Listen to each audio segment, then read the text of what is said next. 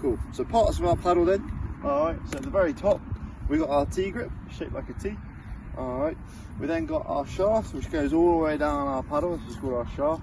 And at the very base, okay, we've got our blade. Alright, so we got a little logo here. Okay, that indicates that this is our dry side of our paddle.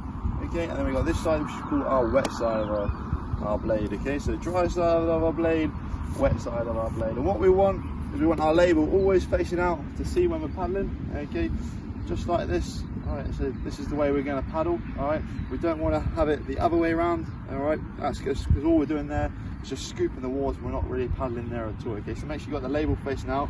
Okay, that dry side facing out into the water, and the wet side, okay, facing us. That's the reason it's getting wet. Alright, perfect. Cool, yeah. So got a T-grip, shaft, blade, dry side of our blade, and wet side of our blade, right? And that's the parts of our paddle. All right, cool. So how to adjust our paddle then? There's sort of two methods you can use. All right, so the first one is when you put your wrist over the top of the T-grip, okay, and you got this little L shape in our arm, okay. That's one way you can measure the height of your paddle, okay. But the method I prefer to use, okay, is if we unclamp our T-grip here, okay, put the T-grip in between our feet, okay, and where the blade meets the shaft, okay, which is this point here, this is called the choke of our paddle. And when that point there, the choke, is in line with our nose, okay, that is our paddle set to a very accurate height for us. Just clamp that off, alright, and then that's our paddle set to the right height, okay. Now to grip onto our T-grip then, all we want to do is just put our thumb underneath and wrap our fingers over the top, okay. So thumb underneath and then wrap our fingers over the top like that. Of our parts of our board, okay, so at the very front of our board with the nice logo on, okay, we call that the nose of our board. This part here is our nose. At the very back, we call it our tail. This part here we call our tail. So we've got our nose and our tail. The very top part here, the nice grippy part, we call this our deck of our board.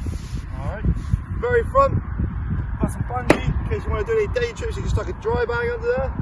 Alright, going all the way around the edges of our board, okay, so nice thick edges going all the way around. Okay, we call that the rails of our board. Got our leash, okay, got our leash here in the middle. That's it, so got our leash attached to our board, alright.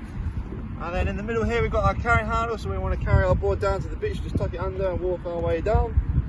Okay, and then underneath our board, okay, we've got our fins, okay, so we've got two fins there, and our main fin which will just slot into there, okay. And then one of the most important parts of our board, okay, is something called the centre line of our board. It's very important in paddleboarding. So if I take my leash and I bring it all the way out to the nose of the board, okay, hopefully you can see that. Alright, you can see I've made a nice line there in the board, okay. We call that our centre line.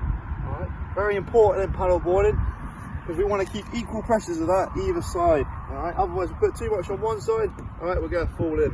Okay, so make sure it's nice and even. Alright, so I'll go over that again, all the parts of our board. Alright, so we've got our nose with the nice logo on it, tail, our rails going all around the edges, deck of our board, got our carrying handle, bit of bungee for any day trips, got our leash, got our fins on the bottom, okay,